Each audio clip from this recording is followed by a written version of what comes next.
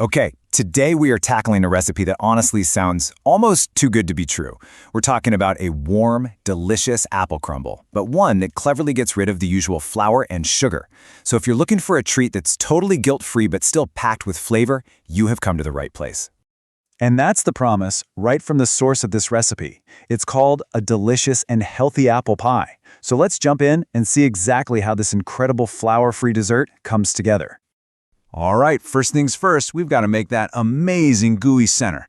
You know, the heart of any great crumble is always the fruit filling. And this one, it's wonderfully simple and just bursting with warm, spicy flavor.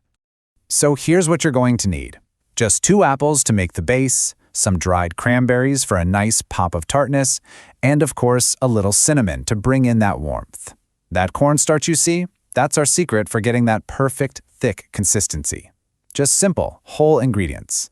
And the process is just as straightforward. You're just going to soften the apples in a pan with some water, sweetener, and that cinnamon.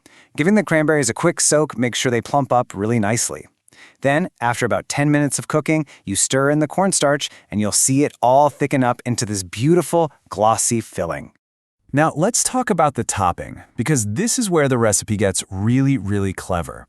Instead of a standard one-note crumble, we're actually creating a 2-part topping, all from an oatmeal base.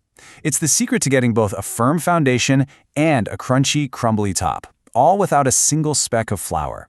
Plus, by using oats, you're getting way more fiber, which is always a bonus.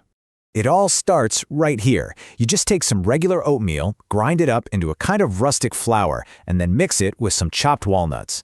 But here's the key step. You divide this mixture into 2 equal halves. Each of those halves is about to get a completely different job. And here is how that 2-part secret works. For the base layer, you take that first half of the oat mix and bind it together with an egg and water. That's what creates a firm, almost cookie-like foundation. Then, for that crunchy top layer, the second half of the oat mix gets combined with coconut oil and other goodies to get that classic, loose crumble texture. It's just a brilliant way to create 2 totally different textures from the exact same starting point. And hidden inside that top layer is a fantastic little secret weapon, orange zest. Trust me, this isn't just for decoration. It adds this bright, citrusy aroma that just cuts through all the sweetness and completely elevates the entire dessert. It's a real game changer. It's pretty amazing, right? How just one tiny ingredient can take a dish from being just good to being totally unforgettable. For this crumble, it is absolutely the orange zest. Okay, so we've got our spiced apple filling, and we have our 2 very distinct oatmeal toppings. Now it's time to bring it all home in the final assembly. So, the structure here is key. First, you're going to press that firm oat mixture down into the bottom to create a solid crust. Next, you spread that beautiful, thick apple filling all over it. And for the grand finale, you generously sprinkle that loose, orange zest-infused crumble all over the surface. It's just a perfect trifecta of textures. Time to get this thing in the oven. You're going to want to set it to 180 degrees Celsius, which is 360 Fahrenheit. That nice, moderate temperature is going to cook it through perfectly without burning that beautiful topping. And it needs a full 60 minutes. Don't rush it. That whole hour is what allows the base to bake, the filling to get all bubbly and delicious, and that topping to turn perfectly golden brown and crispy. After an hour of waiting, this is your reward. A beautifully baked, incredibly fragrant, and wholesome apple crumble. But wait, before you can dig in, there is one last, very critical step.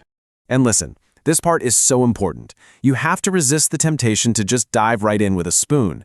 Letting the crumble cool down completely is absolutely essential for the filling and the base to set up properly.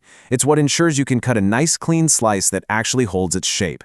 So patience really is the final ingredient here. And with that, all that's left to do is exactly what the creator intended. Slice it up, serve it, and enjoy your meal. It's a delicious, healthy apple crumble made without any flour or sugar. And it just proves that wholesome treats can be absolutely fantastic.